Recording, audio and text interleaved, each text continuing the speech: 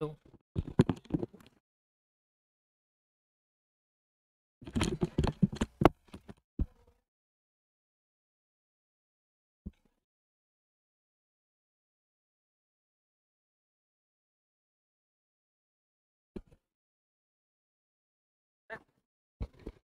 एक मिनट आ जाओ, एक मिनट चल जाना। एक बार यूं बताओ इस पे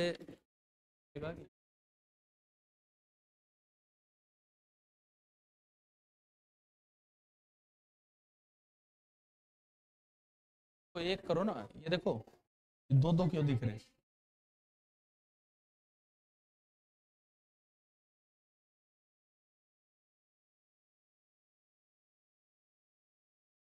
एक ही हुआ, बाकी नहीं आ रहे। कौन है? अनु है?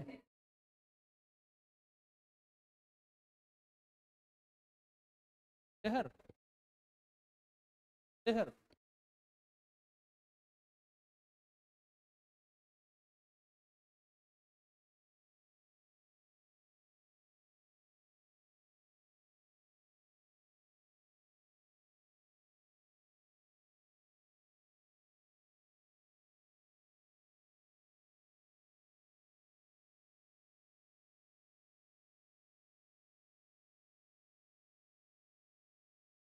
शहर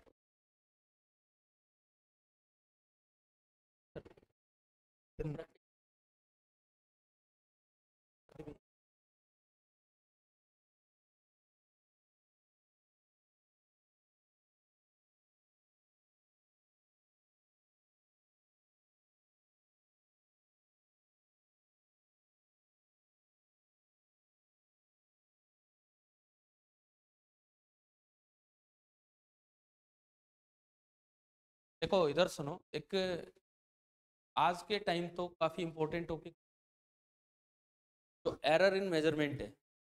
जेई मेन, जेई एडवांस और नीट तीनों के लिए इक्वली इंपॉर्टेंट है। जेई एडवांस में तो हर बार लगातार एक बड़ा अच्छा सा सवाल आ ही रहा है, नीट में भी लगातार पूछे जा रहे हैं इनफेक्ट। अब एरर का ही पार्ट होता है वर्नियर कैलिपर, और मेनली इन दो पे ही क्वेश्चन आ रहे हैं, और स्क्रू ना। इनसे लेंथ मेजरमेंट का यूज वो इलास्टिसिटी में भी कर देते हैं, फिर वहाँ एरर प्रोपगेशन काम में आ जाता है। तो हम जो शुरुआत कर रहे हैं आज की क्लास की, एरर्स इन मेजरमेंट।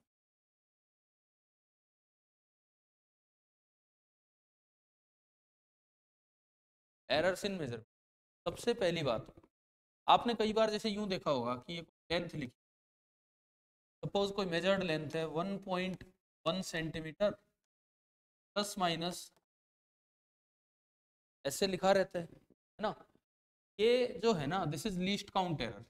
तो ये जो स्केल आपका है, इट में भी 1.5, इस फर्क नहीं पड़ रहा, 1.6, लेकिन इसका जो लीस्ट काउंट एरर है दैट इज 0.1 सेंटीमीटर। अब शुरुआत में ही बच्चे को कंफ्यूजन हो जाना चाहिए यार, +1 और माइनस, प्लस बी और माइनस बी, तो एरर इतना है कि इसका डबल है। देखो इससे तो क्या पता लग रहा है, तो लेंथ की रेंज है 1.5 माइनस 0.1, मतलब कहाँ से 1.4, एंड 1.5 प्लस 0.1, ये कहाँ तक 1.6 तक। तो यूं दिख रहा है यार, ये तो काफी रेंज होगी, और इसकी रेंज तो जो मुझे नजर आ रही है कितनी है, 0 पॉइंट।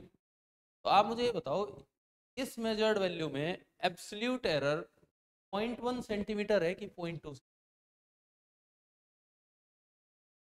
इस मेजर्ड वैल्यू में एब्सोल्यूट एरर 0.1 सेंटीमीटर है कि 0.2 सेंटीमीटर है? 0.2। ऐसा तो हमने कभी नहीं लिखा, जब भी लिखा आता है एब्सोल्यूट एरर 0.1 लिखते हैं, जबकि इसकी रेंज तो जा रही है 1.4 से लेके 1.6 तक। देखो इसमें बोला जाएगा कि जो एब्सोल्यूट एरर है, इस रीडिंग का जो एब्सोल्यूट एरर है दैट इज 0.1 सेंटीमीटर। फिर ये रेंज इतनी इतनी क्यों गड़बड़ हो रही है? कारण सुनो, ये मेरे पास कोई मेजरिंग था, स्केल था, मेरा आ रहा है 1.5, सपोज यहां तक हो गया 1, पूरा 1, 1 2 3 4 एंड दिस इज 1.5। समझ में आ रहा है? ये 1 सेंटीमीटर है पूरा, दिस इज 1.5 सेंटीमीटर है। अब किसी ने अगर रीडिंग लिखी है 1.5 सेंटीमीटर, तो वो कौन कौन लिख सकता है? सुनिए, एक वो था जिसने स्केल से कोई लेंथ मेजर की, सपोज वो लेंथ यहाँ तक थी, सपोज वो लेंथ 1.5 से थोड़ी ज्यादा है, तो हो सकता है कि वो भाई चेक करके क्या लिख दे कि लेंथ 5। या फिर एक और कोई आया ने एक और लेंथ इससे मेजर की थी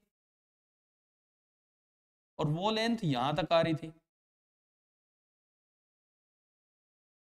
1.5 से थोड़ा पहले दिख रहा होगा ना इसमें हमें, वो भी इस लेंथ को क्या लिख के आ सकता है? 1.5। इसका मतलब अगर मुझे लेंथ नहीं दिखाई गई और मुझे ये रीडिंग दी गई है, दो चांसेस है, it may be slightly less than 1.5 और it may be slightly more than 1. अब स्लाइटली लेस है तो उसकी रेंज गई 1.4 से लेके कहां तक? 1.5 तक। अभी जो ब्लू वाला मैंने दिखाया है इसकी रेंज होगी 1.4 सेंटीमीटर से लेके 1.5। एरर कितना है? 0.1 का। जो ग्रीन वाला दिखाया है उसकी जो रेंज आनी है वो कहां से कहां जाएगी? 1.5 से लेके 1.6। एरर इसमें भी कितना है? 0.1 का। लेकिन अगर मैं कोई रीडिंग ऐसे लिख के आ रहा हूं तो मुझे इस ब्लू वाले का भी ध्यान रखना है और ग्रीन वाले का भी। इसका मतलब इसमें रेंज तो कवर हो रही है 1.4 से 1.6 वाली, लेकिन या तो वो इधर ही होगा या फिर इधर ही होगा। ऐसा कंफ्यूजन नहीं हो सकता कि यार वो यहां से लेके वहां तक कुछ भी हो सकता। क्या समझ में आ गया है क्या? पहली चीज क्लियर हुई है? कभी भी अगर हम इस तरह से लिखते हैं तो एरर डबल नहीं होता, रेंज डबल हो रही है, क्योंकि उसमें ये वाला केस भी आ रहा है, आइदर दिस और दैट। क्या इतना समझ आया? अब देखो, अब जो एरर का रिप्रेजेंटेशन होता है उसमें ना तीन चीजें हम लिखते हैं। एक एब्सोल्यूट एरर, दूसरा हम लिखते हैं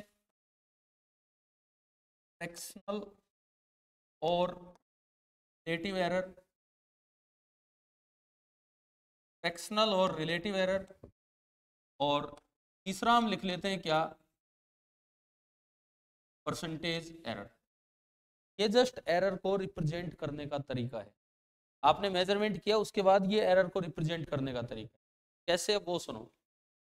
आपने किसी क्वांटिटी, सपोज कोई क्वांटिटी ए है और मैंने उसकी दुनिया भर की मेजर्ड वैल्यू लिखी, A1 A2 up to AN। उसके बाद ये सारी मेजर्ड वैल्यूज हैं, ये सारी की सारी आपकी मेजर्ड वैल्यूज हैं, सारी की सारी मेजर्ड वैल्यूज हैं। इसके बाद आप या तो इसकी ट्रू वैल्यू पहले से जानते होंगे, तो सपोज आप एक्सेलरेशन ड्यू टू ग्रेविटी निकाल रहे हैं तो आपको पहले से पता है कि जी कितना लेना है, 9.8। नहीं अगर आपके पास ट्रू वैल्यू है तो हमारे लिए ट्रू वैल्यू होगी इनका अर्थमेटिक मीन, उसको हम बोलेंगे A mean. True value this is A1 plus up to AN divided by N। इसको हम बोल देंगे कि ये इस ए की ट्रू वैल्यू, ये जो है ये इस ए की। इसके बाद सुनो, absolute error in the measurement कैसे निकलेगा? सबसे पहला काम, हर रीडिंग में एरर निकालो। पहली रीडिंग में error A1 minus true value, दूसरी रीडिंग में error A2 minus true value, true value is this error में बी नेगेटिव में बी पॉजिटिव। अगर मेजर्ड वैल्यू बड़ी है इन वैल्यू से तो एरर कैसा आ रहा है? पॉजिटिव। मेजर्ड वैल्यू छोटी है तो एरर कैसा आएगा? नेगेटिव। कैसा भी आ सकता है, लास्ट वाले में डेल्टा AN आएगा AN माइनस, आगे एरर। अब एब्सोल्यूट एरर इन मेजरमेंट क्या लिखा जाएगा? इसको रिप्रेजेंट करेंगे डेल्टा ए। आप बताओ कैसे लिखें एब्सोल्यूट एरर? मेरे पास अगर 5 रीडिंग्स है, मैंने 500 से अर्थमेटिक मीन निकाल लिया, ट्रू वैल्यू आ गई, 500 का एरर निकाल लिया 500 रीडिंग का सेपरेटली। अब मैं एब्सोल्यूट एरर ऑफ मेजरमेंट कैसे लिखूं? सबका मीन, वो तो 0 भी आ सकता है क्योंकि कोई पॉजिटिव है और कोई नेगेटिव। मीन लेने से पहले आपको हर एक का क्या लेना होगा? मोड। क्योंकि गलती प्लस गलती नेवर भी छोटी गलती, ये बढ़ेगी, समझ गए हो? अरे ऐसा कैसे हो सकता है, 2 बार आपने मेजरमेंट में गलतियां करी और बाद में आ रहा है 0 एरर, ये तो नहीं है ना। तो आपको क्या करना पड़ेगा, individual error can be negative और positive, but mean absolute error जो यहां से निकलेगा दैट इज डेल्टा A1 का मोड प्लस प्लस ये चलता रहेगा डेल्टा AN का mode and divided by absolute error in measured value. ठीक है, इसी को लिखने का दूसरा तरीका होता है फ्रैक्शनल या रिलेटिव एरर। जो भी एब्सोल्यूट एरर आया, जो भी एब्सोल्यूट एरर मतलब मीन वैल्यू आई, को डिवाइड कर दो ट्रू वैल्यू से, ये जो ट्रू वैल्यू अभी निकल के आई थी आपकी होगी फ्रैक्शनल और relative error. Percentage error simple ये देते हैं, जो भी आपका फ्रैक्शनल एरर आया उसको 100 से मल्टीप्लाई कर दो, ये क्या होगा आपका परसेंटेज। क्या एरर रिप्रेजेंटेशन हमें क्लियर हो गया है? अभी तक मैंने आज की क्लास में 2 बातें सिखाई। पहली बात कि अगर कोई लिखा हो L is something plus minus इतना, एरर डबल नहीं होगा, रेंज डबल हो रही है, उसका क्या मतलब है वो बताया। ठीक है, दूसरी बात, इंडिविजुअल मेजरमेंट में एरर वो may be positive may be negative, उससे निकलेगा फिर मीन एब्सोल्यूट एरर, वो सबके मोड लेके निकाल लें, फ्रैक्शनल एरर और परसेंटेज। अब मैं एक न्यूमेरिकल से यहाँ शुरुआत करता हूँ, एनसीईआरटी बुक का एक क्वेश्चन है, ये बार बार आते रहते हैं, आप अपने कॉपी पेन कुछ यूज कीजिए, ऐसे नहीं।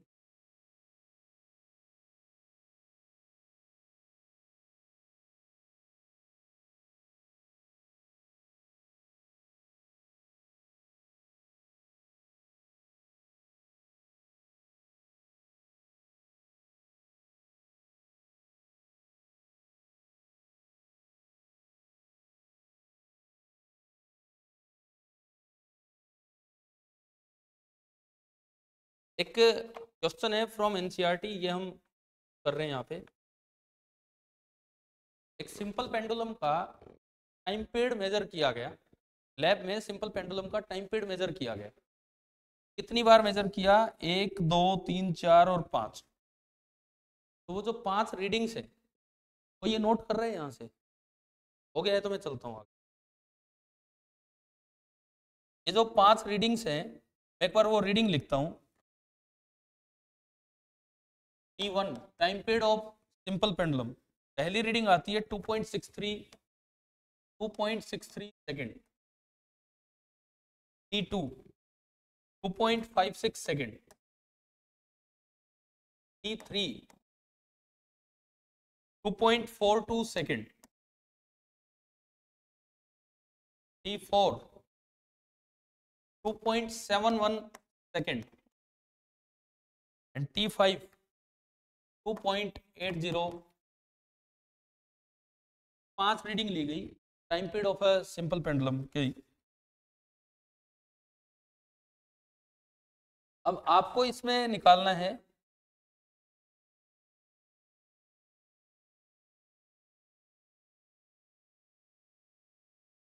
T बराबर T में प्लस माइनस डेल्टा T की वैल्यू बतानी है। मतलब एक तो mean value of time period क्या लिखें हम, और एक absolute error in time period क्या लिखें। मीन वैल्यू क्या लिखें और एब्सोल्यूट एरर क्या लिखें।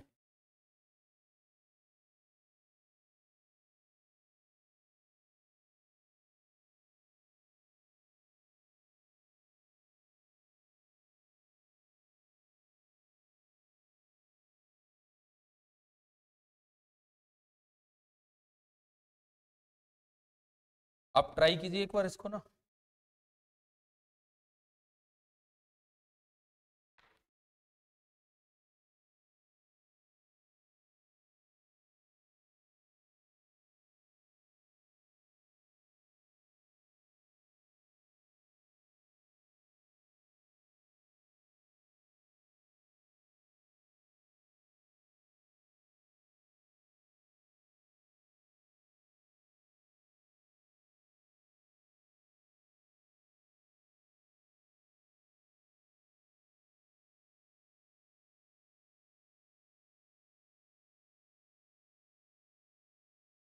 मैंने आपको 4 ऑप्शन,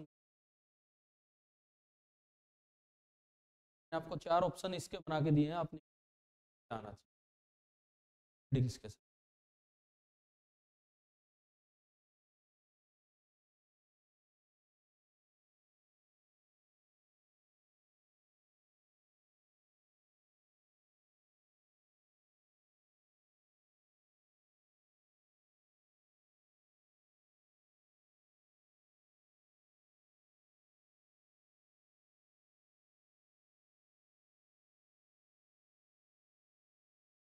पहले टी मीन निकाल रहे हो, क्या आया टी मीन बताओ कितना आ रहा है, पॉइंट, सबको ऐड करके 5 से डिवाइड किया 2.6 2, और भी आगे कुछ आ रहा है अब, 624 आया, यहाँ पे खत्म हो रहा है। लेकिन क्या हमारे पास इतनी आगे तक मेजरमेंट का स्केल है क्या? तो ऐसी क्लॉक है जो पॉइंट के बाद थर्ड प्लेस तक जा रही हो, नहीं है तो आपको यहाँ पे राउंड ऑफ करना पड़ेगा, ठीक है, क्योंकि ये इतना प्रिसाइज इंस्ट्रूमेंट नहीं है हमारे पास, मेजरिंग इंस्ट्रूमेंट, तो हमें उसके हिसाब से चलना है। तो यहाँ पॉइंट के बाद 2.01 सेकेंड इसका लीस्ट काउंट है, पता लग रहा है, यहाँ भी 0.01 तक ही रहना चाहिए, अगली टर्म 5 से कम है तो इसको ड्रॉप करो, और यानी कि ये आपका कितना आया 2.62 सेकेंड। तो देखो ये तो गलत हो गया, अब ये भी हो सकता है, ये भी हो सकता है, और ये भी हो सकता है, क्लियर है यहाँ तक? अब अलग अलग एरर, डेल्टा T1 निकाल लिया आपने, कितना 0.01, डेल्टा T2 नेगेटिव है, और नेगेटिव है तो नेगेटिव के साथ लिखे 0.06, वो ठीक है, मीन लेने में हम ठीक कर देंगे। T3 0.20, T4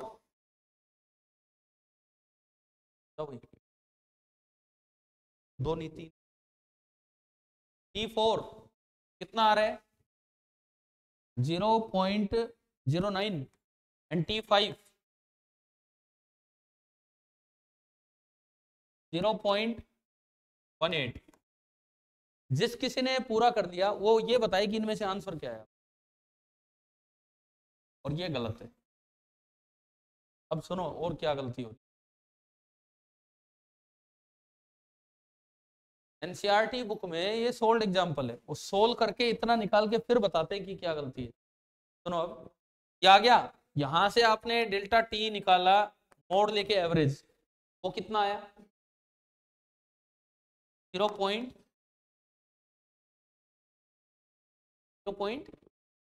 delta T finally मतलब एवरेज डिवाइड बाई 5 करके 0.11 आ रहा होगा, आ गया ना ये। तो बहुत से बच्चे ये टिक करके आएंगे कि भाई ये इसका आंसर है। अब बताओ इसमें क्या गलती होगी, क्योंकि ऑप्शन तो ये भी दिख रहा है, बेस्ट तो यही लग रहा है यहाँ पे। इसमें गलती ये है कि अगर आप इस डिजिट पे अनसर्टेन है, यहाँ पे अनसर्टेनिटी दिख रही है ना भाई, अगर यहीं पे 1 है इसका मतलब it may be 5, it may be 7, तो जब यही डिजिट अनसर्टेन है तो इसकी अनसर्टेनिटी का कोई लॉजिक। मान लो आप कोई सामान खरीदने गए, सपोज कोई सामान खरीद 262 रुपए का है, ठीक है, और आप चर्चा कर रहे हो यार इसको थोड़ा एडजस्ट करो, नहीं यार 250 का लगा लो, तो ये इस दो की तो कहाँ क्या ही वैल्यू बची है, कुछ भी नहीं बची है, समझ में आ रहा है क्या? मतलब यहाँ वाला एरर तब काउंट होगा जब यहाँ पे क्या होता बिल्कुल जीरो, मतलब आप इसमें श्योर होते ना तो एरर पे वहां जाते, समझ में आ रहा है? जब एरर यहीं रह गया है तो अगले पॉइंट पे एरर वो लॉजिक लेस हो जाएगा, क्योंकि असली फर्क तो ये डाल रहा होगा ना कि, तो आपको एरर को समेट के यहाँ तक बताना होगा, तो हमारा आंसर क्या आ जाएगा, क्या आ जाएगा 0.6 सेकेंड प्लस माइनस 0। क्या ये लॉजिक क्लियर हो गया है? ठीक है, उस बुक में ये सोल्व एग्जांपल है, सोल्व करने के बाद लास्ट में पॉइंट बताया गया है कि भाई ये आंसर देना गलत होगा। समझ आ गया है सभी को?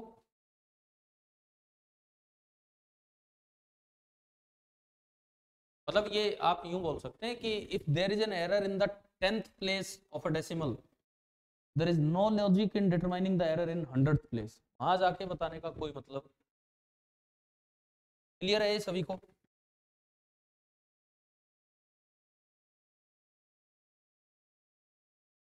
अब जो ज्यादा हमारे और काम आता है, कॉम्बिनेशन या प्रोपिगेशन ऑफ एरर, उस पर चलते हैं।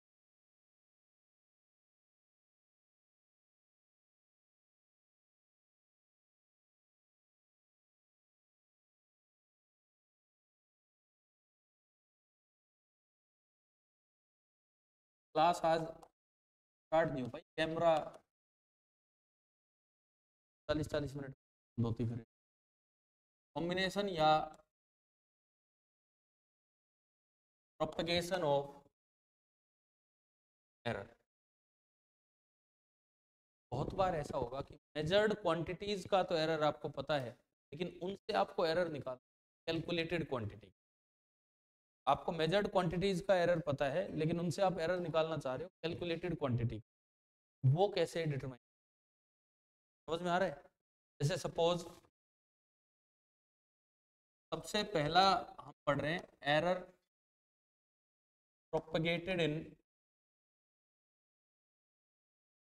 सम of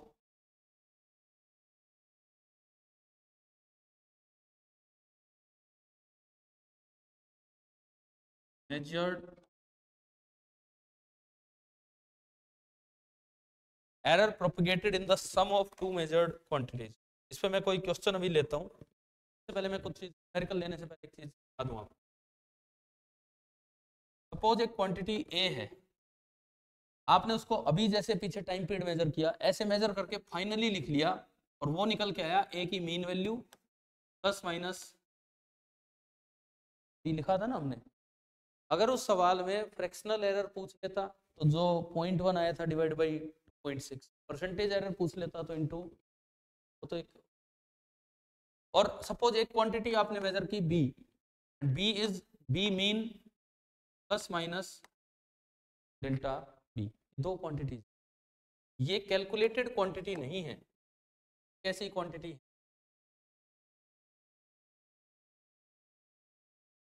are measured quantity, not the calculated quantity. अब इससे मैं निकालना चाह रहा हूं कोई quantity Z, let it be A plus B, this is calculated quantity, ये मेजर्ड नहीं है, ये मैं आगे निकालना चाह रहा हूं इस Z is A plus B.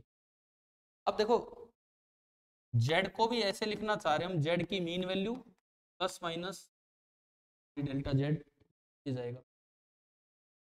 Mean value लिखना बहुत आसान है, जो ऑपरेशन आप कर रहे हो उसमें ए और बी की मीन वैल्यू उठा के रख दो, जेड की मीन वैल्यू तो क्या हो जाएगी, ए मीन और प्लस हो गए। अब ये डेल्टा जेड कैसे निकलता है?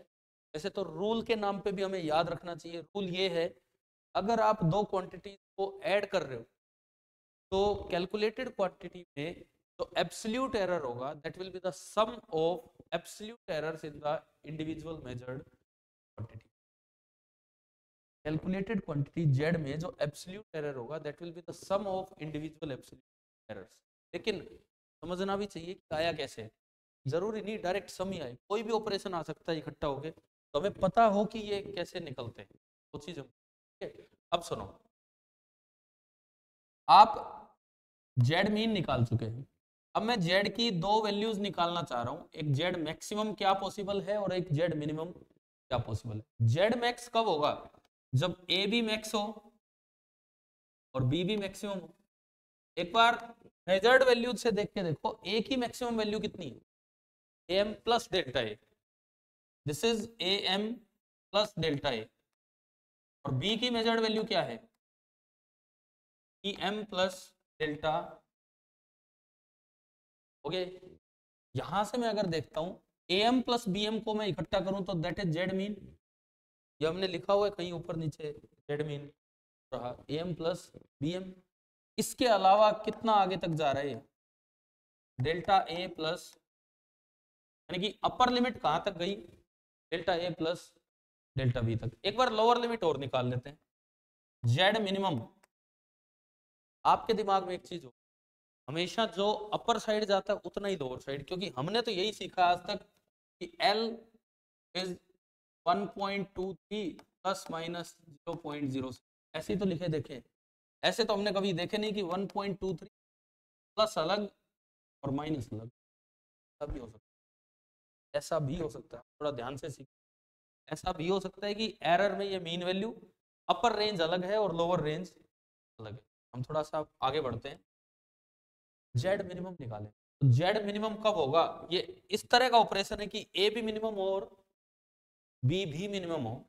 Z minimum will be equal to A minimum plus B minimum. A minimum यहाँ तो A minimum A M minus delta A, और बी मिनिमम भी ऐसा ही होगा, B M minus B. Now AM plus BM, this is what? ZM minus common ले लो इसमें और उसमें, क्या बचेगा? डेल्टा A प्लस, तो जो अपर मैक्सिमम रेंज गई थी वही लोअर में आ रही है ना। इसका मतलब इस पर्टिकुलर केस में मैं लिख सकता हूँ ZM plus minus delta Z up जो है वही डेल्टा जेड लोअर साइड है, ठीक है। और डेल्टा जेड आ कितना रहे दोनों को कंपेयर करके, delta A plus delta B। देखो रूल तो याद कोई भी कर लेगा बुक से पढ़ के भी, लेकिन ये मेथड समझना जरूरी है, कल को कोई नया ऑपरेशन आ गया तो हमें ये क्लियर हो, और हम इस चीज के लिए भी तैयार रहे कि ऐसा हो सकता है अपर साइड रेंज अलग है और लोअर साइड रेंज अलग है, ठीक है। यहाँ सेम आ गई है तो उससे हमें रूल याद हो जाएगा। रूल आ गया है समझ आपको? आपकी जो एनसीईआरटी प्लस 1 की बुक उसमें बड़ा बोल्ड करके लिखे रहते हैं रूल, बोल्ड से करके, और फिर आगे थोड़ी सी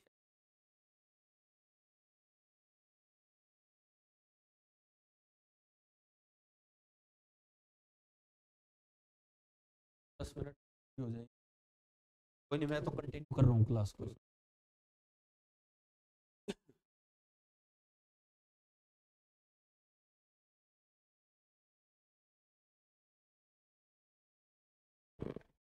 इस पे मैं अगर कोई क्वेश्चन दूं आपको सिंपल इसी चीज के ऊपर, दो लेंथ्स मेजर की, आप एक बार रफली अपनी कॉपी में लिखो, दो लेंथ्स मेजर की, ए जो है, ए की जो लेंथ आई that is 10.0 plus minus 0.1 centimetre, A की जो लेंथ आई 10.0 प्लस माइनस 0.1 सेंटीमीटर, और बी की जो हमने लेंथ मेजर की है that is 5.0 plus minus 0.2, find Z within error limits,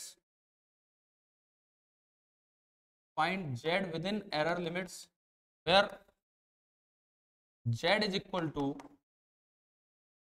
A plus. जल्दी दे देंगे आप इसका आंसर, देखो क्या दोनों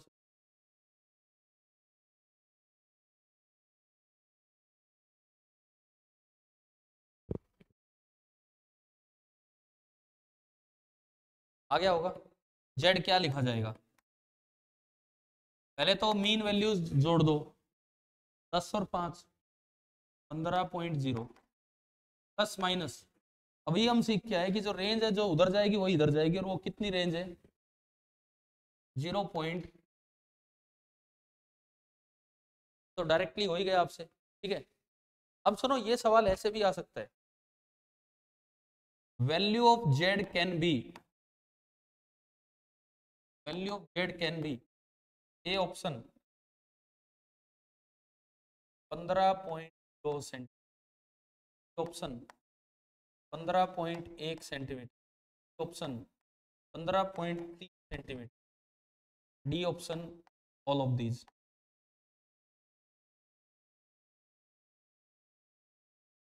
बच्चा बहुत बार ये फटाफट करके और इसको टिक कर जाता है, तो रेंज है, तो रेंज है, समझ में आया?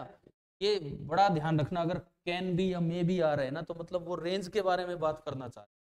अगर सीधा लिखा the value of Z is, the value of Z is, तो आप जो फाइनल आंसर है मतलब वो इस तरह से दे के आएंगे, कोई बात नहीं।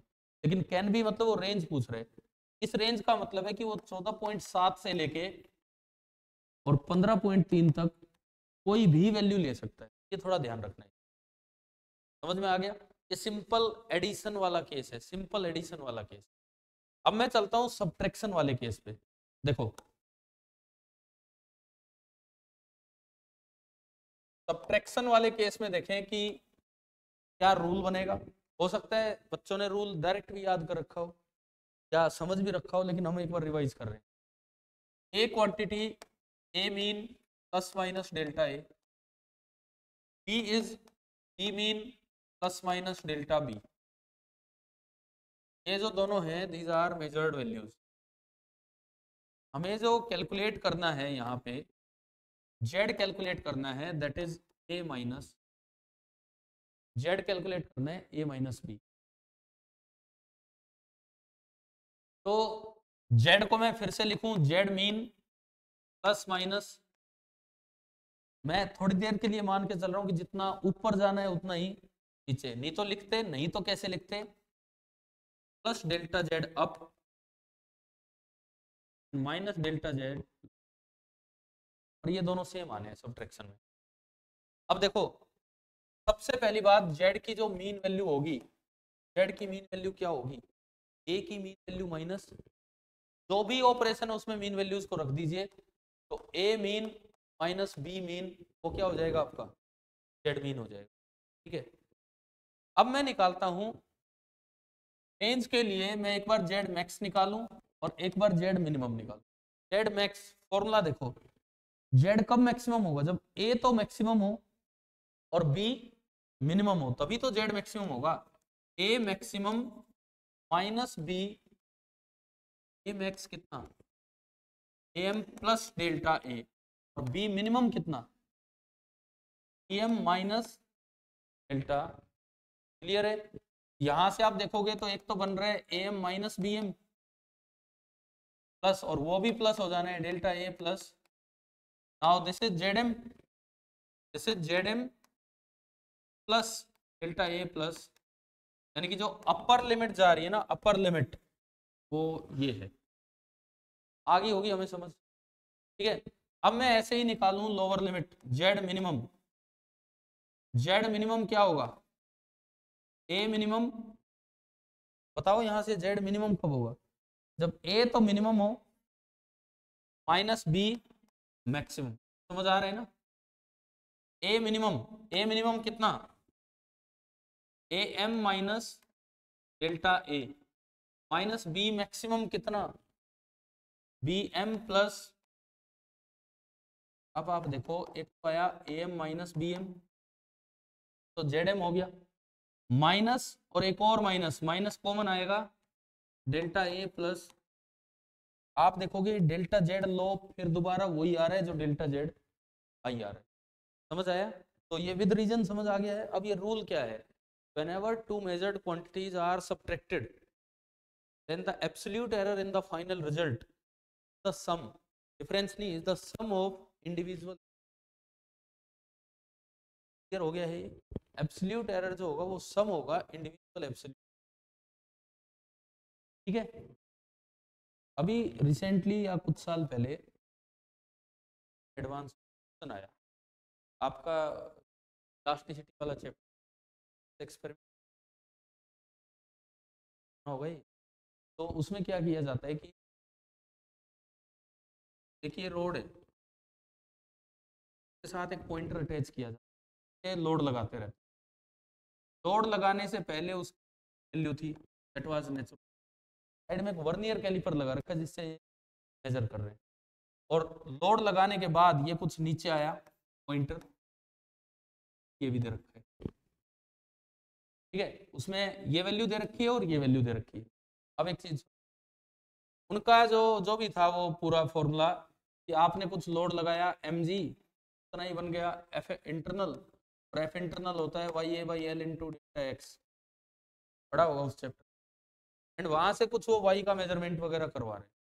ठीक है, और वाई की कुछ इक्वेशन सी बन गई, समथिंग की पावर इतना इतना इतना, ये सब पावर वाले हम पढ़ेंगे कैसे प्रोपिगेट होते हैं, बच्चे करिए वहां तक, पावर पढ़ाया आपने कि पावर को आगे मल्टीप्लाई कर दो और एब्सोल्यूट एरर, वो भी आएगा इस चैप्टर। एक गलती जो बिल्कुल पहले स्टेप में बच्चे करके आ गए, उन्होंने वर्नियर कैलिपर दे रखा था, मतलब एक वर्नियर कैलिपर जिसका लीस्ट काउंट कितना है 0.01 सेंटीमीटर, तो जब उसमें ये एक्स यूज हो रहा था, मैं इसको एक्स ही बोल देता हूँ, एक्सटेंशन, एक्सटेंशन एक्स है, एक्स में बच्चों ने बिना सोचे समझे एरर कितना रख दिया, बोले वर्नियर कैलिपर से काउंट हो रहा है, एक्स जो है वो लीस्ट काउंट एरर ले जाएगा, और कितना 1, हाँ गलती क्या कर गए बच्चे, वो एक्स दो लेंथ्स का डिफरेंस है, एक L2 है और एक क्या है L1, सपोज, सपोज मैं वैसे रेंडमली बोल रहा हूँ, L2 में भी उसमें कुछ और वैल्यू होगी 5.67 सेंटीमीटर प्लस माइनस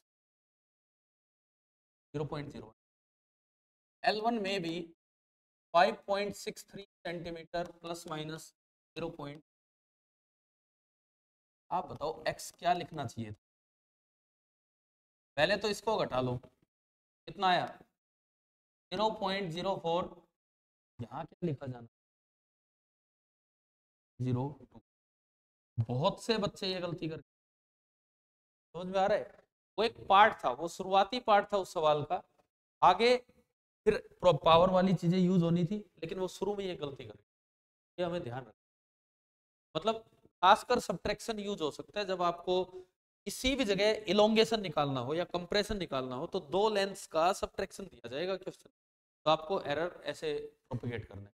और फिर जब पावर वावर में जाएंगे तो हम पढ़ेंगे कि इसका फ्रैक्शनल एरर या परसेंटेज एरर काम आता है, और वो परसेंटेज एरर होगा 0.02 अपॉन 0.04 इंटू, बच्चे वहां पे क्या लेके चल पड़े, mistake, pre meeting.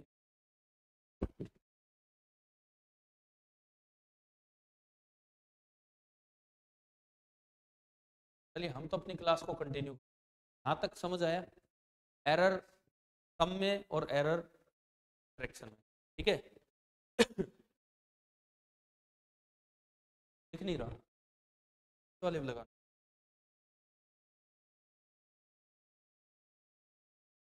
Medical super 30 में नहीं, मुझे याद आ रहा है मैंने एक दिन कोई क्लास ली थी magnetic matter,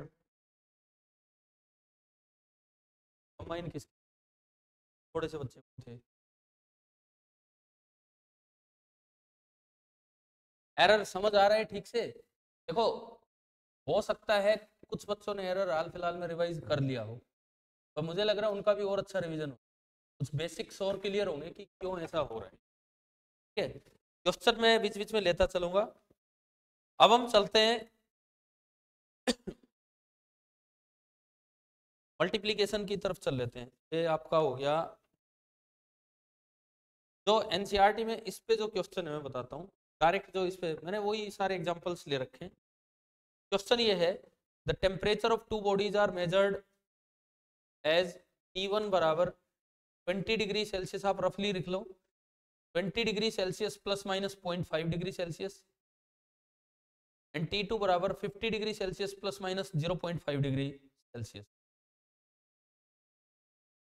find T2 minus T1 with in error limits. Find T2 minus T1 with in error limit. हो गया? क्या आंसर आ रहा है? 30 degree Celsius plus minus 1.0 degree. समझ में आ रहा है ना ये? मतलब वो 30 से 1 डिग्री आगे भी जा सकता है, 31 भी हो सकता है और 29 भी, इतना ये जा सकता है। ठीक है, चलो ये तो और तो हो जाएंगे इससे। अब हम चल लेते हैं मल्टीप्लाई वाले केस में चलते हैं। अब ये बताओ मल्टीप्लाई वाले केस में अपर एरर और लोअर एरर सेम आएगा या अलग अलग आएगा? हमने अलग अलग तो मुझे लगता है पढ़ा ही नहीं कभी, सेम ही दिमाग में है। तो वो क्या है कि हमने वो डायरेक्ट रिजल्ट्स याद कर रखे हैं कि भाई ये एरर का ये कर लो इस तरह से। चलिए अब मल्टीप्लीकेशन में चलते हैं।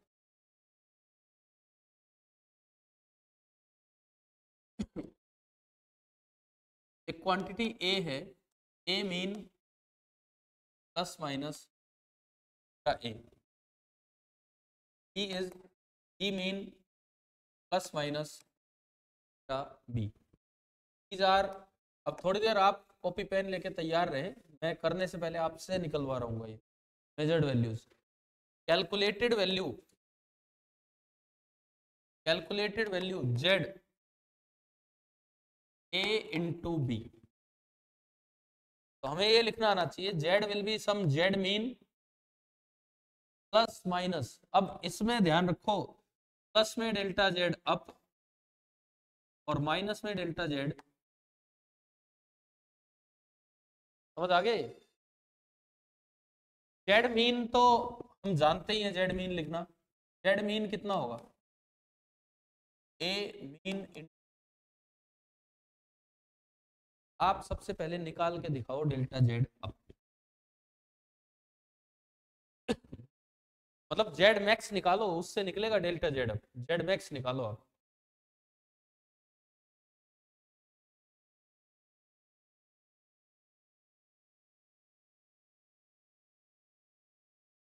जेड मैक्स निकालो भाई, किससे निकलेगा? मैं आपके लिए आंसर लिखता हूं।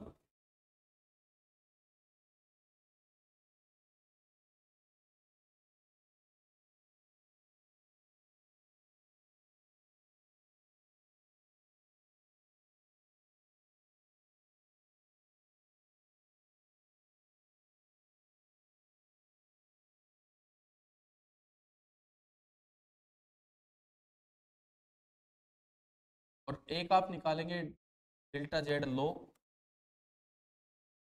बस यार, हो गया क्या? आंसर आ गए? करो ये सोल्व करो, क्योंकि आपको नहीं भी पता हो, कहीं बड़े एरर आए तो ये किस तरह से कैलकुलेट करने वो भी आना चाहिए। Delta A upon A mean plus delta B upon minus delta A upon A mean.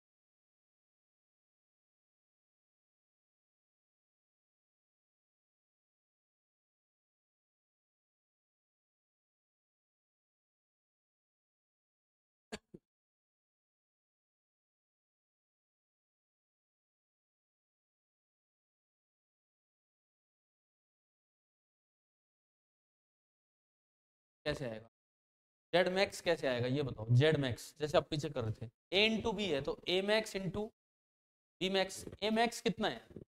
M plus delta A. B max कितना है? M plus delta B. उन दोनों का प्रोडक्ट कर दो, खोल दो उसको, 4 टर्म आएंगे।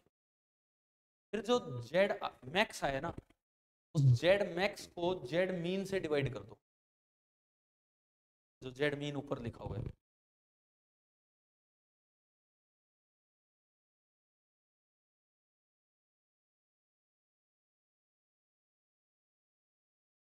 और जो आपका जेड मैक्स होगा उसको मैं लिख पाऊंगा Z mean plus delta Z up.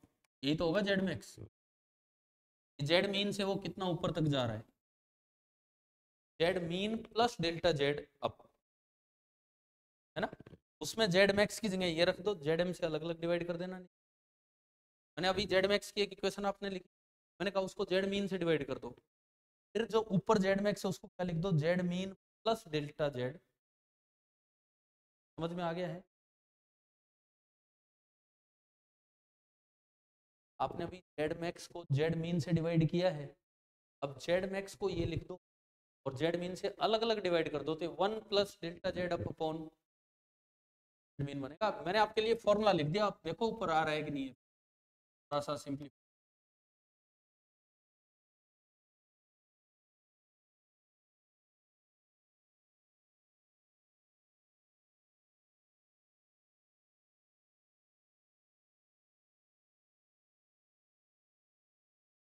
आया किसी का? आप कर ही नहीं रहे यार कैलकुलेट, तो हद है। एरर आता है क्या ढंग से? फिर करो तो तभी तो सीखोगे। अगर आता ही हो तो मेरी तरफ से कोई बंदिश नहीं है कि आप इस क्लास में बैठे।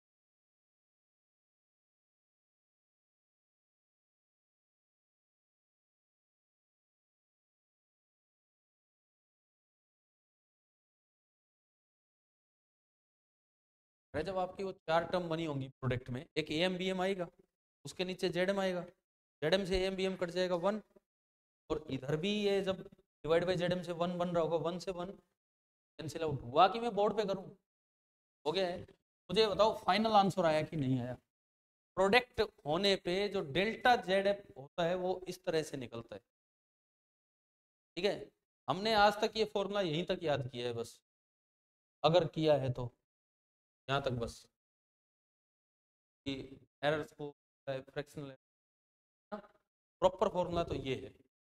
अब निकालो ये वाला फॉर्मूला, जेड मिनिमम निकालो। अब आप जेड मिनिमम निकालो, Z minimum will be equal to A minimum. तो मैं एक बार बोर्ड पे कर देता हूँ जेड मिनिमम का। Z minimum this will be equal to A minimum into D minimum. Z minimum को मैं लिख सकता हूँ Z mean minus delta Z lower side, लिख सकते हैं ऐसा। ए मिनिमम को आप लिख सकते हैं A mean minus delta A, और बी मिनिमम को क्या लिख सकते हैं, B mean minus delta B. क्या आ रहा है, Z mean minus delta Z lower side, इनको अलग अलग किया, A mean B mean minus delta A into B mean minus A M to delta B और plus delta A into delta, okay. दोनों साइड आप जेड एम से divide कर दो, जेड एम जेड एम, और जेड एम की value कितनी थी, जेड एम की value A M into B M, ये लो भाई कर दिया डिवाइड, ये कट के वन, ये भी कट के वन, वन से वन कैंसिल आउट, इस माइनस को उधर भेजो तो देखो क्या आया, delta Z low upon Z mean बराबर पहली टर्म ये delta A upon A mean minus adjust हो गया है इधर, plus delta B upon B mean adjust हो गया, और ये माइनस आया delta A upon A mean into delta B upon, आ गया फॉर्मूला। अब देखो बोर्ड पे मैं बैक जा रहा हूँ, ये आपके हैं डेल्टा जेड अपर साइड निकालने का और डेल्टा जेड लोअर साइड निकालने का, अगर आपने दो चीजों का प्रोडक्ट किया है, दो मेजर्ड वैल्यूज प्रोडक्ट किया, मोस्टली बच्चे इस फॉर्मूले को यहीं तक याद करके जाते हैं, तो पूरा पता होना चाहिए, फिर ये पता होना चाहिए वहां, पहले तो यहाँ तक समझ आ गया है, और ये बात क्लियर हुई कि ये अलग रेंज पे जा रहा है और ये अलग निकल के आ रहा है, डेल्टा जेड अप अलग है और डेल्टा जेड लो अलग है। स्पेशल केस, अब यहाँ इसके बाद लिखना स्पेशल केस। स्पेशल केस ये है कि अगर फ्रैक्शनल एरर बहुत कम है, मैं अभी न्यूमेरिकल वैल्यूज के साथ दो सवाल लूंगा, fractional error is less than 0.1, special case the fractional errors in measured values are less than 0.1,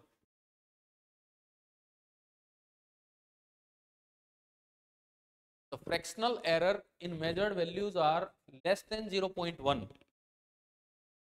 यानी कि percentage error is less than 10%, 0.1 को 100 से गुणा करेंगे तो कितना होगा वो 10, समझ गए हो ना। ऐसे केस में ये भी 0.1 से कम और ये भी 0.1 से कम, तो दोनों का प्रोडक्ट तो बहुत ही छोटा चला गया, 1/100 पे चला गया, तो इनके कंपैरिजन में this thing can be ignored and this thing also can be ignored. तो अब एक कॉमन फॉर्मूला बन रहा है डेल्टा जेड अप या डेल्टा जेड लोअर, उसको हम डेल्टा जेड बोल सकते हैं। अब आप इसको यूं लिख पाएंगे, Z is equal to Z mean plus minus delta Z, where delta Z is given by delta Z by Z M बराबर delta A by A M plus delta B by, समझ आ गया है।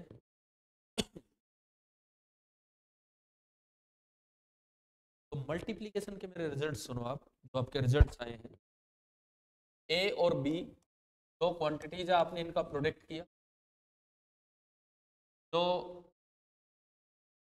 जेड की जो range होगी, Z will be equal to Z mean, वैसे तो अलग अलग है, plus delta Z up and minus delta Z lower side, इनके फॉर्मूले हमने देख लिए, इनके फॉर्मूलों को आप परसेंटेज में भी कन्वर्ट कर सकते हो, मल्टीप्लाई बाई 100 कर दो फ्रैक्शनल को तो कन्वर्ट हो जाता है परसेंटेज एरर में, ठीक है। लेकिन अगर percentage error in A less than 10% and percentage error in B is less than 10%, then delta Z up nearly same as delta Z lower, and percentage error in Z in that case is given by percentage error in A plus percentage error, in short आप इसको ऐसे, ठीक है, एक numerical लेते हैं इससे ना,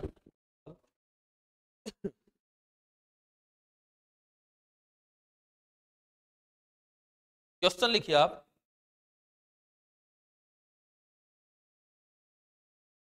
the measured values of length and breadth of a rectangle, the measured values of length and breadth of a rectangle are 100 plus minus 5 meter and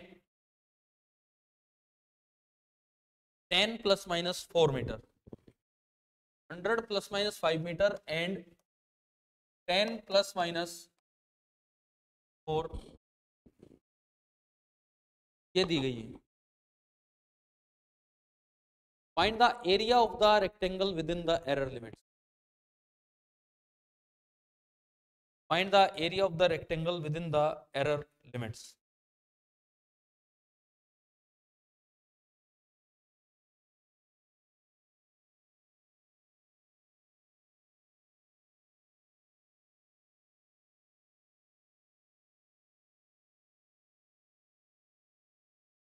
length है, ये ब्रेड्थ है।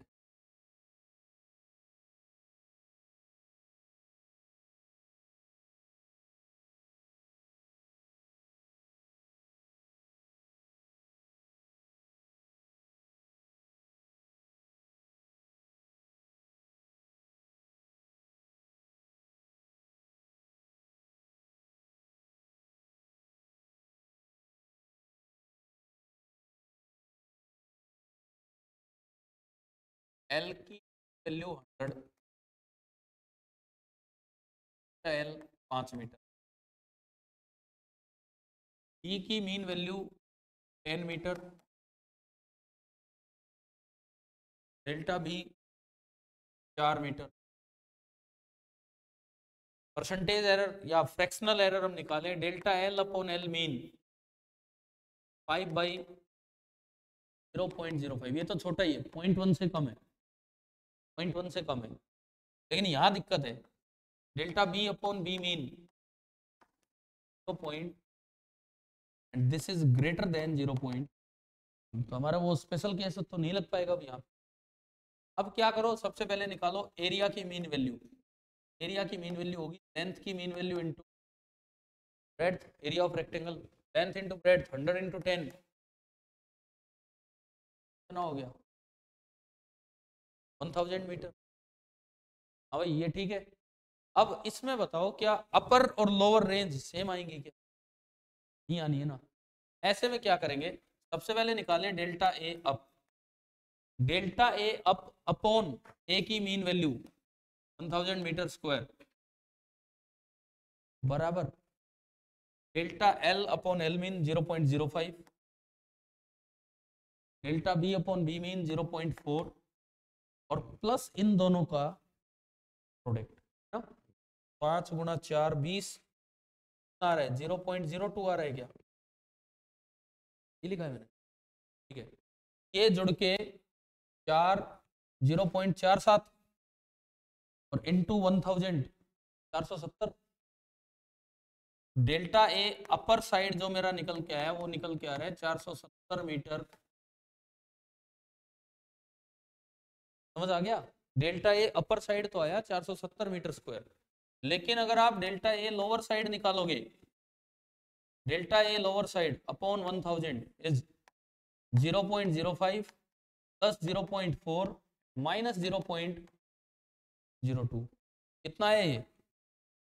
5 तो 0.43, 0.43 इंटू 1000 430। तो डेल्टा ए लोअर साइड क्या निकल के आ रहा है 400। तो आपने कम से कम एक न्यूमेरिकल तो ऐसा देखा जिसमें अपर और लोअर साइड अलग अलग वैल्यूज आ रही है। समझ में आ गया है? यहाँ पे एरिया जो लिखा जाएगा वो लिखा जाएगा 1000 meter square plus 470 meter square और माइनस 400। अगर मैं एरिया की रेंज देना चाहूँ, मैक्सिमम तो जा सकती है 1470 मीटर स्क्वायर और 430 घटाना 570, ये रेंज। ठीक है, आप इस रेंज को कंफर्म भी इजीली कर सकते हो, कंफर्म भी आप इजीली कर सकते हो। यहाँ एरिया मैक्सिमम देखो, एरिया मैक्सिमम 100 प्लस 5 तो 5 10 प्लस 4 14, 14 इंटू 105 ये आना चाहिए, कर लेना। एरिया मिनिमम निकालोगे तो 95 टू 6 तो ये आना, ये लास्ट में कंफर्मेशन है। लेकिन कम से कम हमें एरर में ये लिखना आ गया है, कैसे कैसे नहीं। ठीक है,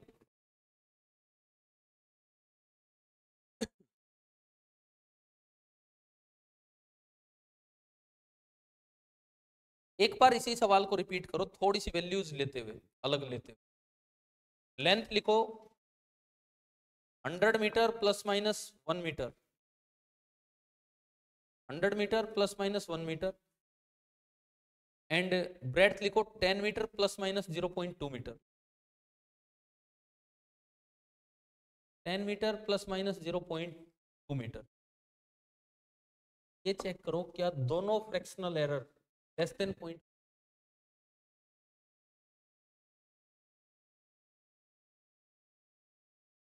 चेक कीजिए क्या दोनों फ्रैक्शनल एरर लेस देन, अगर हैं तो एक ही बार में आ जाएगा डेल्टा जेड अप और डेल्टा जेड लो, निकाल लो उसमें।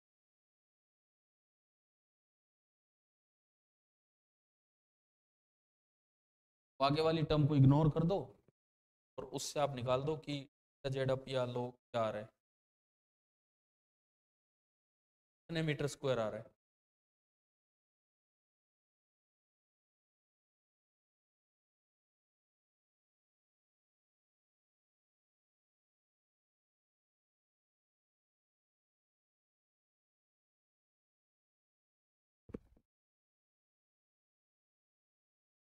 आया 30 मीटर स्क्वायर, यानी कि 1000 प्लस माइनस 30 मीटर स्क्वायर। ऐसे केस में अगर परसेंटेज एरर पूछा जाए तो 30 अपॉन 1000 इंटू, ठीक है। क्या हमें मल्टीप्लीकेशन के फाइनली फॉर्मूले समझ आ गए हैं कि नहीं? अब चलते हैं डिवीजन पे, ठीक है। अब चलते हैं डिवीजन की तरफ।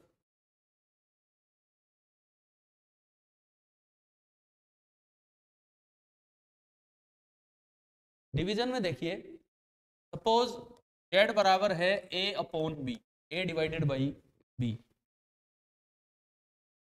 हमने वैसे तो देखो प्लस वन में चीजें पढ़ी होंगी, अब इतना याद नहीं रहता है, पर कम से कम जितना याद रहता है वो इतना तो याद रह ही जाता है। इसमें फॉर्मूला ये बनता है delta Z upon Z mean बराबर delta A upon A mean plus delta B upon B mean. At least ये अप्रोक्सीमेट फॉर्मूला तो हमें याद रहता है। ये तब लगता है जब ये और ये एस टेन क्या हो 0.1, एग्जैक्ट फॉर्मूला। और मैं एक और बात बताऊं, ये गलत फहमी है बच्चों को कि ये तब लगता है जब ये दोनों लेस देन 0.1 है। ये चीज कितना ही बड़ा हो इससे फर्क ही नहीं पड़ता। तो नीचे वाला है ना, इसमें जो इसमें जो ये एरर है it should be less than. Multiplication में ये फॉर्मूला तब लगता है इतना जब दोनों में एरर छोटा हो।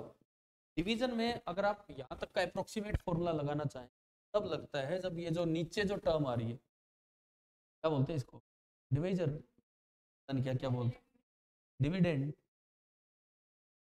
डिनोमिनेटर तो ठीक है, अरे ए डिवाइडेड, डिवाइजर ही बोलते हैं यार शायद इसको। चलो जो भी बोलते हैं, हमें पता है कि जो नीचे वाला है ना, नीचे वाला, इसमें अगर एरर कम होगा ना तो ये फॉर्मूला वैलिड है। अब आप सुनो एग्जैक्ट फॉर्मूले। If Z is A upon B then Z बराबर Z mean plus delta Z F and minus delta Z.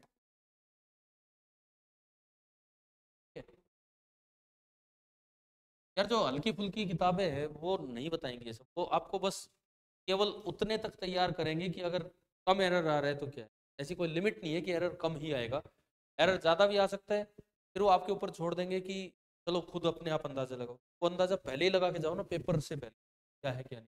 Delta Z up, क्या फॉर्मूला होता है इसका सुनो, delta Z up upon Z mean बराबर delta A upon A mean plus delta B upon B mean upon 1 minus delta B upon. और आप लाओगे अब ये फॉर्मूला, ऐसे तो फिर भूल भी गए तो हमें पता तो होना चाहिए कि आ कैसे रहे फॉर्मूला। डेल्टा जेड तो upon Z mean, numerator same, delta A upon A mean plus delta B upon B mean आ जाता है 1 + ΔB।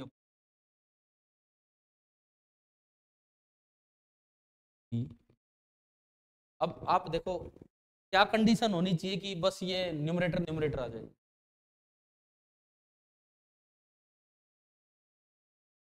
जो हर बार की तरह हमारा जो स्पेशल केस है, क्या ए में कोई कंडीशन की रिक्वायरमेंट है? नहीं है। This is less point. इन दोनों ही केस में डेल्टा जेड अप हो या लो हो, फॉर्मूला इतना रिड्यूस हो जाएगा, delta A upon A mean plus delta B upon. भाई ये फॉर्मूले मान लो आपके वाले नीट में या जेई में यूज ना भी हुए, तो कम से कम हमें क्लैरिटी तो हो रही है कि कोई नया चीज आ गई तो कैसे हम एरर निकालेंगे वहाँ। ठीक है, ये तो ये लिख लो, ये ध्यान रखना ए में कोई कंडीशन। ठीक है, आप ये लेके आओ एक बार। फॉर्मूले तो पता नहीं कब तक याद रहेंगे, तरीका पता होना चाहिए कैसे लेके।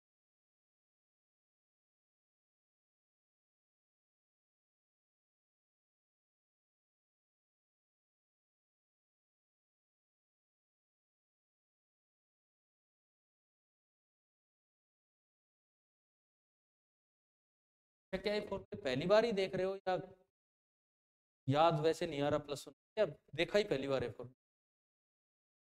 ठीक है,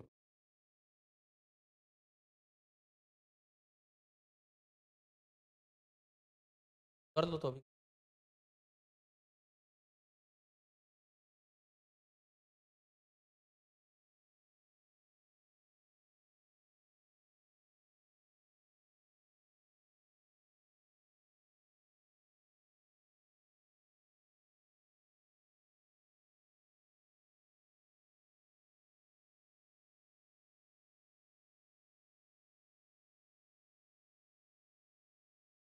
हो गया। अगर आपको मेथड्स थोड़ा दिमाग में आ गए हैं तो फिर तो कोई सा भी एक्सरसाइज हम कर लेंगे। देखो पहले निकालते हैं ये वाला जेड अपर। डेल्टा जेड अपर साइड कहाँ तक जा सकता है? जेड मैक्स होगा, तो मेरा जेड मैक्स होगा, मैं उसको लिख सकता हूँ जेड की mean value Z M plus delta Z upper. यही तो होगा। जेड मैक्स कब होगा? जब आपने न्यूमरेटर को तो मैक्सिमम कर दिया और डिनोमिनेटर को मिनिमम, तभी तो जेड मैक्सिमम होगा, तभी तो ये डिविडेंड। जेड मीन आपका है ए मीन अपॉन मीन, और ये आपको निकालना ही है डेल्टा जेड, है ना। A max is A mean plus delta A, और B minimum is B mean minus delta B. This is A M upon B M plus delta Z. को काटने के लिए मैं ऊपर से ए एम कॉमन ले रहा हूँ, नीचे से बी एम। अगर मैं ऊपर से ए एम कॉमन लूँ और नीचे से बी एम, तो ये बना ये, ऊपर बचा 1 + ΔA/am, 1 - ΔB/m, A M upon M plus delta Z.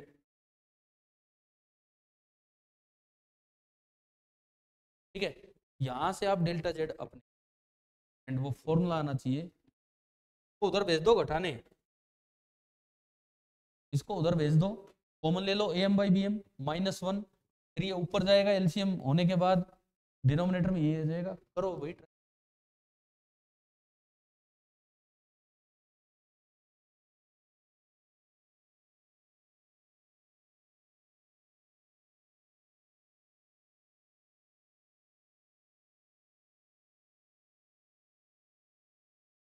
और अगर ये काटना ही हो तो am/bm इधर से भी कॉमन ले लो।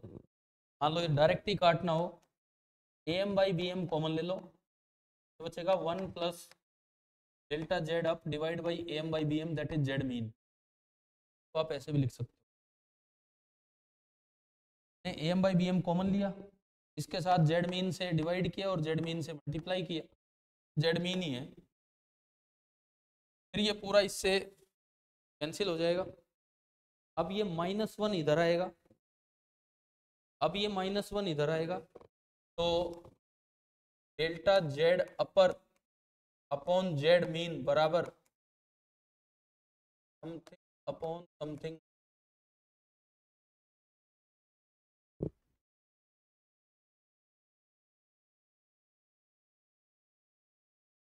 तो एलसीएम ले लो।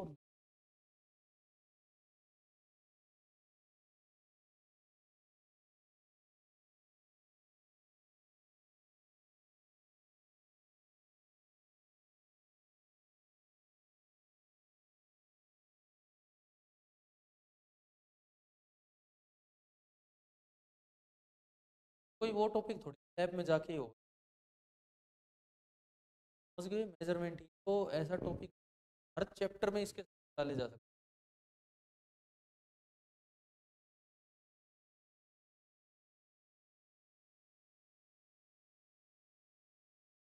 आ गया अपर साइड, अब लोअर साइड निकालो, फॉर्मूला लिखा हुआ है। भाई मैं इसको और आगे करूं कि आगे, एलसीएम लोगे डिनोमिनेटर में ये हो जाएगा, ठीक है। अब आप निकालो लोअर साइड, फिर मैं कोई सवाल लेता हूँ। ये लोअर साइड का फॉर्मूला है। लोअर साइड निकालने के लिए जेड मिनिमम लिखना पड़ेगा। Z minimum will be Z mean minus delta Z, और जेड मिनिमम क्या होगा, ए मिनिमम अपॉन, आप लेके आओ A minimum upon B maximum, आप लेके आओ कि क्या आएगा क्या।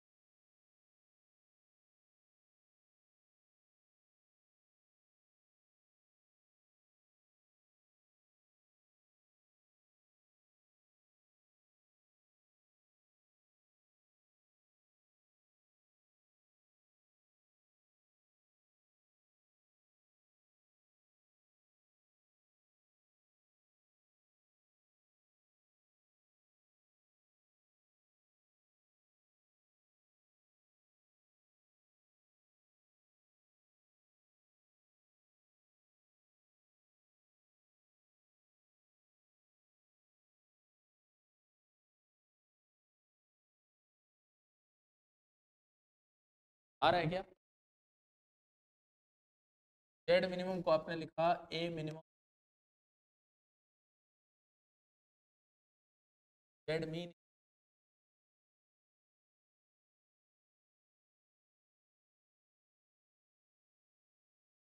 अब ए मिनिमम होगा ए एम माइनस ए, और बी मैक्स होगा B M plus delta B, Z M mean होगा A M upon B M.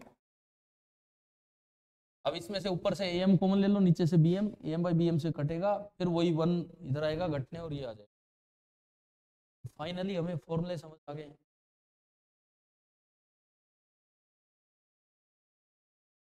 ये फॉर्मूला कब लगेगा, ये वाला, इसको आप परसेंटेज एरर में भी लिख सकते हो, और percentage error in Z is percentage error in A plus percentage error in B.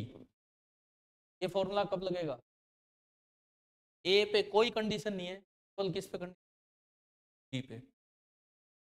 99% बच्चे इस फॉर्मूले में यूं याद करके जाते हैं कि दोनों में एरर क्या हो, कम हो तो हम ये लगा सकते हैं। अगर ए में बड़ा एरर आ गया तो फिर बच्चा कब, अब कैसे, देखो एक सवाल लेते हैं, क्वेश्चन लेते हैं। ये आ गया सभी का ये वाला फॉर्मूला, और स्पेशल केस आपने देख ही लिए। क्वेश्चन लिखो एक, measured values of voltage and current are, the measured values of voltage and current are P बराबर 1000 प्लस माइनस 500 वोल्ट, P बराबर 1000 प्लस माइनस 500 वोल्ट। एरर ज्यादा है कि कम है, बहुत ज्यादा है, पुराना ही नहीं है, हमने पूरा एरर पढ़ रखा है, ठीक है। एंड I बराबर 10 प्लस माइनस 0.1 एम्पियर, I बराबर 10 plus minus 0.1, find the percentage error in resistance R, find the percentage error in resistance R।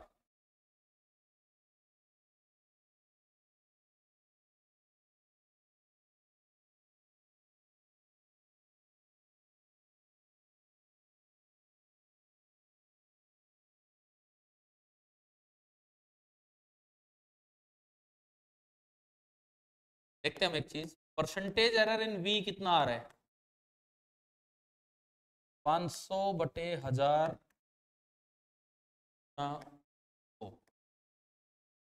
50%, काफी ज्यादा है, 10% से तो काफी ज्यादा आ गया। परसेंटेज एरर इन आई कितना आ रहा है, 0.1/10 इंटू 100, एक आ रहा है ना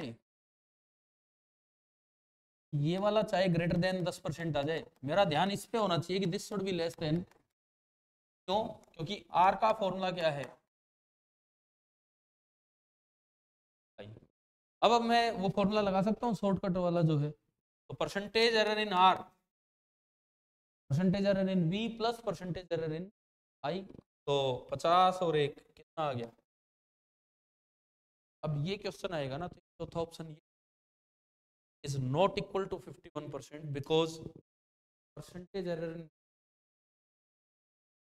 बच्चों को बड़ा अट्रैक्टिव ऑप्शन पढ़ा भी था हमने कभी कि ये तो नहीं लगा सकते, टिक करिए, समझ गए होगी। हाँ, अगर इसमें दिक्कत होती तो ये फॉर्मूला ऐसा नहीं लगता, फिर वो डिटेल्स फॉर्मूला। क्लियर हो गया ये?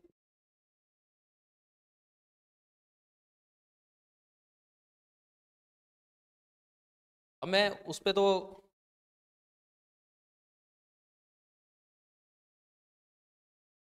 एक और सवाल इस पे आर वाले पे ही कुछ वैल्यू चेंज कर लो। V बराबर 1000 प्लस माइनस 50 वोल्ट, V बराबर 1000 plus minus 50 volt and I बराबर 10 plus minus 4 ampere, 10 plus minus 4 ampere. Calculate the value of R with in error limit.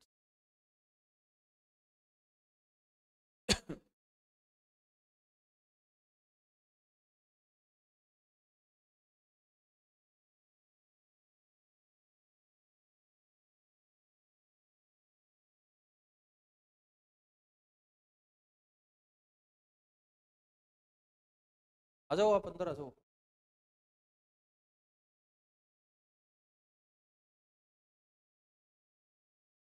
Class ही चल रही, क्लास भी नहीं तो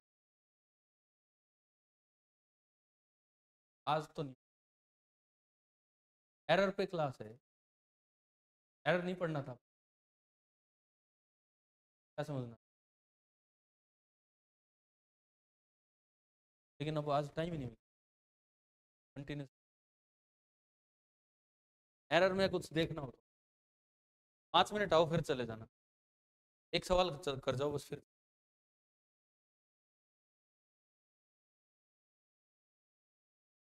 भाई ये क्वेश्चन है, find percentage error in R या write the values of R with in error limits, resistance की वैल्यू आपको लिखनी है विद इन एरर लिमिट्स।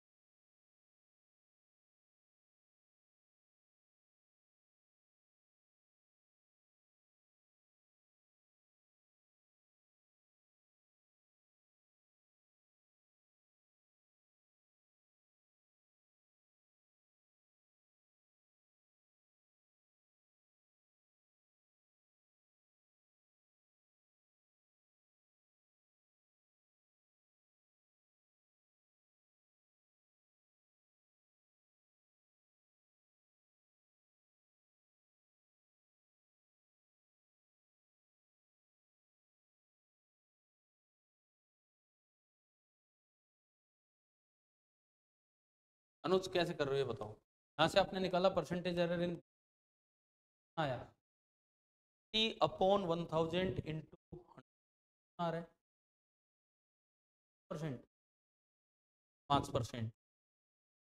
यहाँ से आपने निकाला परसेंटेज एरर इन आई, कितना आया 4/this is 40%। अब मुझे बताओ R बराबर V/I है, तो आप बताओ परसेंटेज एरर इन R क्या होगा।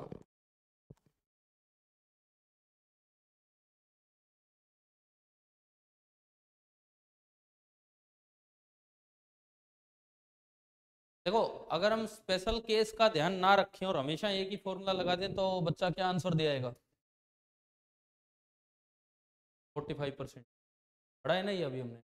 45% तब लग सकता था, कब लग सकता था, जब अगर ऊपर वाले में तो 40% होता और नीचे वाले में 5%, तो कोई प्रॉब्लम नहीं थी। मैंने विद प्रूफ देख लिया इसका।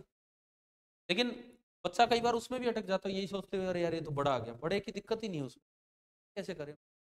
ऐसे में डेल्टा जेड अपर साइड अलग निकलेगा और लोअर साइड अलग। आपने इसका फ्रैक्शनल एरर निकाला, delta V by V mean कितना आया, 50/1000, 1/20, 0.05, 0.1 से कम है, यही चाहिए था हमें, ये चाहिए भी नहीं था, ये चीज बड़ा हो जाए कोई फर्क ही नहीं थी ना। ये देखो अब percentage error in I, 4 by percentage नहीं भाई, मैं फ्रैक्शनल एरर लिख रहा हूँ, delta I by I mean 4/10, but this is greater then 0.1, तो क्या हमारा ये फॉर्मूला वैलिड रहेगा? अब नहीं रहेगा। ऐसे में अपर लिमिट का अलग है और लोअर लिमिट का अलग है। तो पहले निकालते हैं delta R up, delta R up upon R mean बराबर, ऊपर तो इन दोनों का sum delta V by V mean plus I by I mean, नीचे क्या आएगा, देखो जब आप अपर साइड जाते हो तो माइनस, अपर साइड जाते हो तो माइनस और लोअर साइड जाओगे तो प्लस। माइनस में कितना, डेल्टा लोअर वाला ये सॉरी वी बाई आई, आई वाला तो delta I upon I mean, अभी अभी आपने फॉर्मूला निकाला था। बताओ तो यहां से पूरा कैलकुलेट करके आर मीन कितना है, 100 है ना आर मीन, पूरा कैलकुलेट करके बताओ कि डेल्टा आर अपर साइड कितना आ रहा है, 75, तो डेल्टा आर अपर साइड आया 75 ओम। अब आप बताओ डेल्टा आर लोअर साइड कितना आ रहा है, delta R lower upon R mean बराबर, हाँ भाई क्या formula, delta V upon V mean plus delta I upon I mean, नीचे क्या हो जाएगा 1 plus delta I upon I mean. अगर नॉन इंटीजर आ रहा है इंटीजर ट्रांसफर दो, क्योंकि सारी चीजें इंटीजर में चल रही है, राउंड ऑफ कर दो, इंटीजर में राउंड ऑफ करके बताओ ये कितना आ रहा है, यहाँ से डेल्टा आर लोअर कितना 32, तो ये आपका बनेगा 32 ओम। अब जो आर की रेंज लिखी जाएगी, आर की जो रेंज होगी तो देखो कहाँ से कहाँ तक जाएगी, 100 ओम मीन वैल्यू थी, ऊपर वाली साइड तो कहाँ तक जा रहा है वो 175, और 100 में से 32, तो लोअर वाली साइड कहाँ तक गया 68। समझ आ रहा है क्या कि वो केसेज है जिनमें अपर और लोअर साइड की रेंज सेम नहीं है, और मुझे लगता है डिवीजन बहुत क्लियर हो गया होगा कब वो लगना है कब नहीं। एक लास्ट वेरिफिकेशन आप ले सकते हो अपने सवाल में, सपोज क्वेश्चन खाली रेंज में ही आ जाता तो मैं फॉर्मूले भूल भी गया तो भी कोई दिक्कत नहीं है, तो रेंज तो मैं ऐसे ही निकाल लूंगा ना, आर बराबर आर मैक्स बराबर ई मैक्स, जैसे हमने प्रूफ किया था, upon I minimum, V max वहां से देख के बताओ जो वैल्यू लिखी हुई प्लस जोड़ के वो 1050 और आई मिनिमम उसको घटा के बताओ, तो क्या ये इतना आ रहा है, मतलब डेल्टा आर अब यहाँ आर मैक्स आएगा, आर मीन कितना था 100, आर मीन 100 आ रहा था ना, तो ये 175 आ रहा है क्या, तो आप यहां से भी अपना वेरिफिकेशन। तो मुझे लगता है डिवीजन वाला कॉन्सेप्ट बिल्कुल क्लियर हो गया है। क्या फॉर्मूला है डिवीजन का कि if Z is A upon B, थोड़ा मैं बैक करूं पीछे होंगे फॉर्मूले,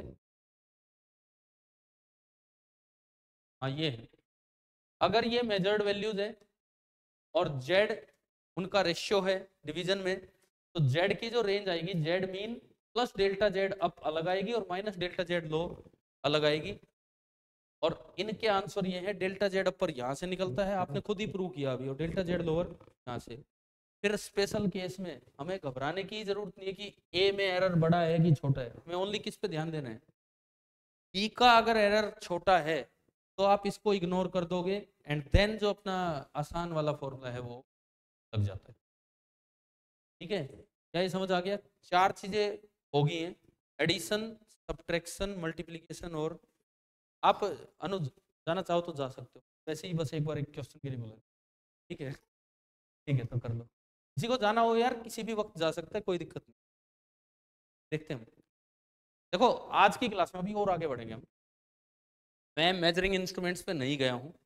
मैंने एक दिन बी, नॉन मेडिकल बी और सुपर 30 को कंबाइन करके नॉन मेडिकल वालों को, आप जो बोल रहे थे एरर्स इन इंस्ट्रूमेंट्स, वो मैंने पढ़ा दिया, इनको पढ़ा दिया। तो उस दिन आप थे उस क्लास में जिसमें वर्नियर कैलिपर और रुको जो पॉसिबल केसेस थे सारे उसमें ढंग से हमने कर लिए।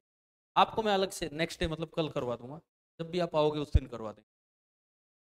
जो भी होगा आपका वो मुझे नहीं पता, आप देख लेना, कि हम तो रोज आ ही रहे हैं। अब इसके बाद सुनो, आज की क्लास में अभी मैं और आगे चलता हूँ, लेकिन यहाँ तक जो चीजें हमें याद हुई एक बार रिजल्ट के तौर पे देख रहे हैं। पहला सवाल, अनुज आप ही बाद में आए हो तो आपसे हम पूछते हैं कुछ चीजें, बैठे रहना बस, बैठे बैठे जवाब देना। आप ये बताओ, अगर कोई लेंथ लिखी है L is 5.6 centimetre plus minus 0.1 centimetre, 5.6 centimetre plus minus 0.1 centimetre की रेंज कहां से कहां तक है? अगर कोई लेंथ लिखी है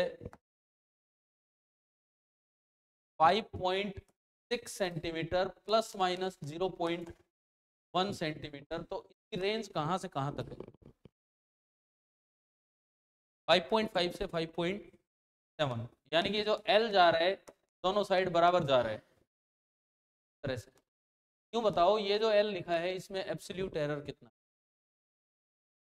absolute error delta L, delta L कितना है अब ये बताओ?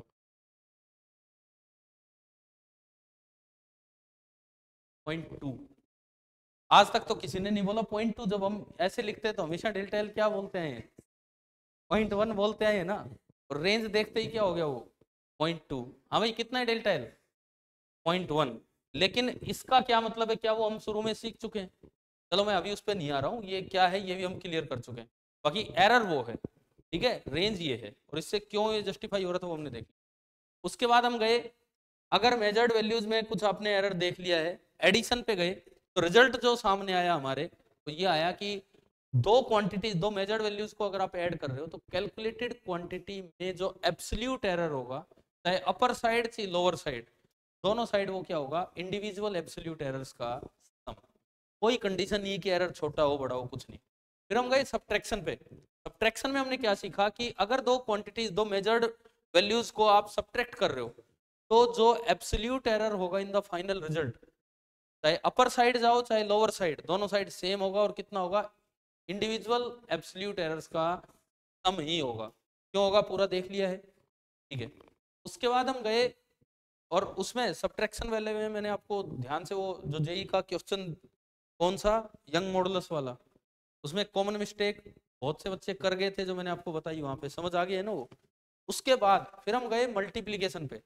मल्टीप्लीकेशन पे क्या अपर और लोअर साइड सेम फॉर्मूले आए हैं? नहीं आए।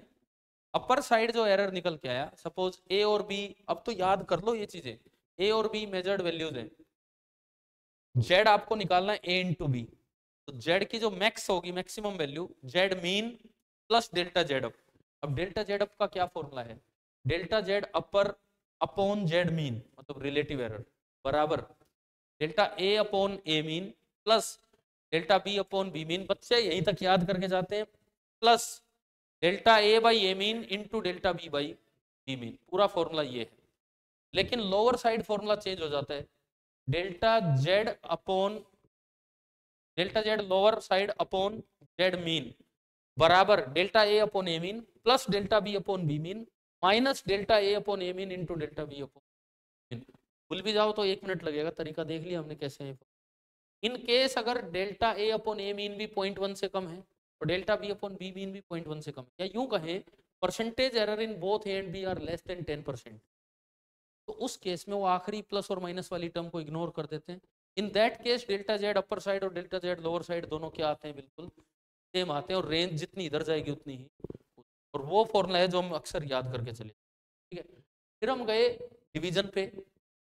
डिवीजन में हमने सीखा एक Z is A upon B, then पहले upper side delta Z up upon Z mean, relative error बराबर न्यूमरेटर में तो आएगा delta A upon A mean plus delta B upon B mean, divided by एक एक्स्ट्रा टर्म आ रही है 1 minus, अगर अपर साइड लिख रहे हो तो 1 माइनस, ऐसे याद रखो यार अपर साइड थोड़ा एरर ज्यादा होता है तो न्यूमरेटर के नीचे डिनोमिनेटर थोड़ा छोटा आएगा, तो 1 माइनस ओनली नीचे वाली term delta B by B mean. और अगर आप लोअर साइड का लिखते हो तो क्या लिखा जाएगा, 1 प्लस नीचे आ जाएगा डेल्टा, एक मिनट जी छोड़ना है क्या, ठीक है तो फिर कल करवा दूंगा, एक बार मैं फिनिश कर देता हूँ।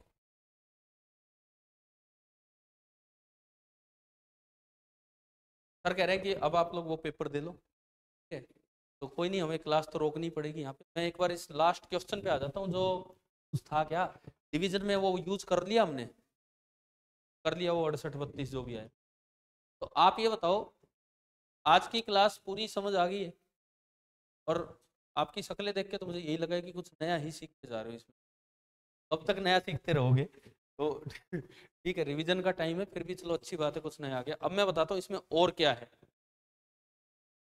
ये अभी पावर वाले केस हमने इतना याद किया है कि पावर को आगे मल्टीप्लाई कर दो, अब फिर वही बात है वो तब लगता है जब बहुत ही स्मॉल एरर हो, नहीं तो कैसे कर।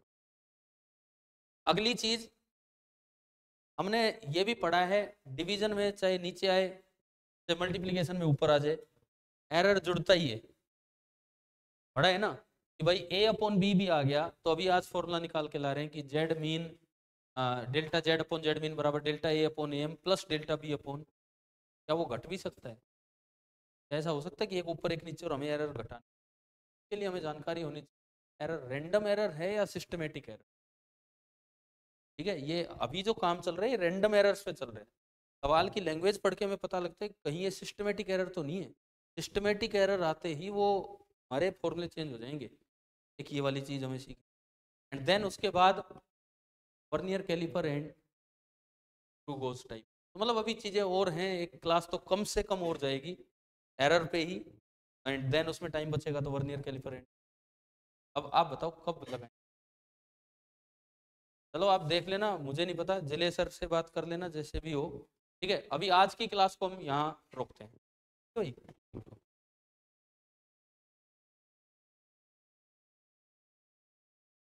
ये यहाँ से बंद कहाँ से होगी क्लास, ठीक है आप लोग मेडिकल वाले जाओ अपने पेपर में ना जैसे भी है, आप चले जाओ जहाँ भी है, आप लोग आप लोग जिले सर को बता देना कब कैसे क्लास हो। आओ आ जाओ फिर एक दिन और तो क्या है।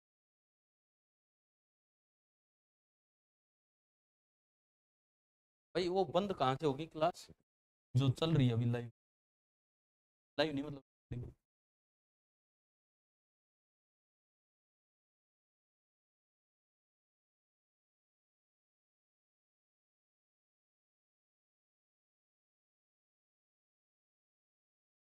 एक मिनट एक,